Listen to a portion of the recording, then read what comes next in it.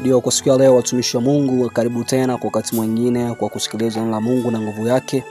Kwa siku ya leo tuna ujumbe ambao unasema kwamba kataa upofu wa kiroho.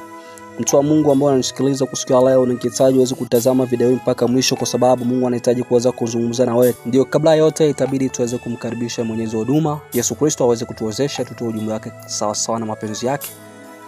Mtakatifu Yesu Kristo, Bwana yote, Bwana nasema asante kwa kuliachilia Bwana kibali chako niweze Bwana kusema na wana wako katika topic hii au katika somo hili mtakatifu.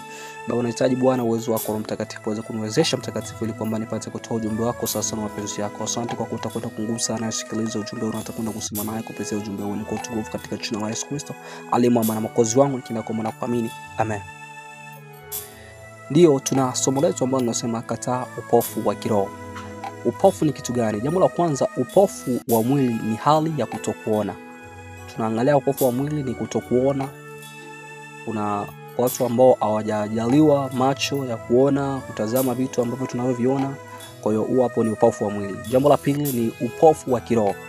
Upofu wa kiroho, mtu hawezi kutambua au kuelewa ukweli wa kiroho au mapenzi ya Mungu hata kama anasikia au kuona mambo kwa kawaida. Kwa hiyo tunakuja kuona ambacho tungezungumzia sana kwa siku ya leo ni upofu wa kiroho. Tunaangalia kitabu chetu cha Mathayo 13:13 na Mungu anasema, kwa sababu hii nasema nao kwa mifano, kwa kuwa wakitazama hawaoni na wakisikia hawasikii wala kuelewa. Mungu alizungumza na watu kupitia mifano kwa sababu kuna watu walikuwa chukulia neno la Mungu kilele mama, wanachukulia neno la Mungu kawaida.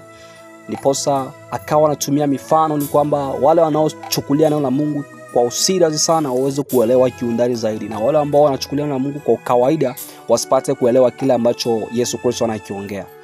Kwa maana hiyo tunaangalia safisha jicho lako. Kusafisha jicho tunaangalia ni jinsi ya kusafisha jicho la mwili, kwa maana usiposafisha jicho lako basi utakwenda kupata madhara makubwa sana.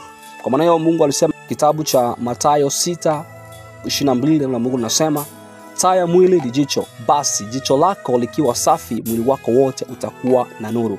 Kwa hiyo Mungu ametuambia kwamba taa ya mwili wetu ambao tunao sasa hivi ni jicho letu. Kwa hiyo jicho ambalo tunatazama nalo likiwa chafu, basi mwili wetu wote utakwenda kuwa na uchafu. Basi mwili wetu ukiwa nuru, ina maana jicho letu au macho yetu yako na nuru. Kwa maana hiyo tujaribu kusafisha macho yetu. Kwa hiyo tutazame neno la Mungu, tutazame mafundisho, tutazame vitu ambavyo vinapatia Mungu utukufu, tutazame vitu ambavyo vinapatia Mungu utukufu. Kwa maana hiyo tuangalie, kipofu hawezi kuongoza kipofu mwenzake. Kwa hiyo uangalie sehemu ambapo unaongozwa, kiongozi wako mchunguze zaidi mara 7 uelewe kweli anaongoza Roho Mtakatifu, kwa maana tuna kiongozi mmoja tu ambaye ni Roho Mtakatifu, ndiye anayeongoza watu wake. Kwa hiyo Roho Mtakatifu anakaa katika viongozi wetu ili watuongoze kupitia uongozi wa Roho Mtakatifu. Kwa maana hiyo elewa, kiongozi anapokuongoza si yeye anakuongoza, bali ni Roho Mtakatifu anakuongoza kupitia kiongozi wako. Kwa maana hiyo jaribu kuchunguza na uelewe anayekuongoza ni mtu gani, na jaribu kuelewa neno la Mungu kwa kina zaidi, ili kwamba usiwe kipofu wa kutokuona vitu ambavyo vinavyoonekana na visivyoonekana. Kwa hiyo tuangalie kitabu chetu cha Luka 6:39. Neno la Mungu linasema, akawaambia mithali, je, aliye kipofu aweza kuongoza kipofu? Hawatatumbukia shimoni wote wawili? Kwa hiyo kipofu aweza kaongoza kipofu mwenzake. Kwa hiyo tunakuja kuona kipofu hawezi kabisa kujaribu kuongoza kipofu mwenzake, kwa maana wote wawili watakwenda kutumikia shimoni. Kwa hiyo mtu wa Mungu ambaye unasikiliza kwa sikia leo, Mungu amezungumza na wewe uweze kutambua upofu upo.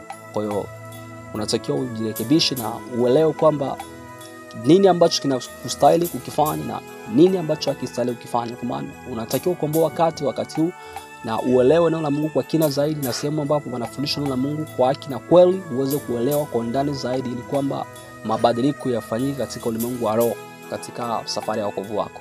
Kwa hiyo Mungu ameongea na wewe kwa siku ya leo, jaribu kujitambua na kutafakari kitu ambacho Roho Mtakatifu amezungumza na wewe kwa siku ya leo.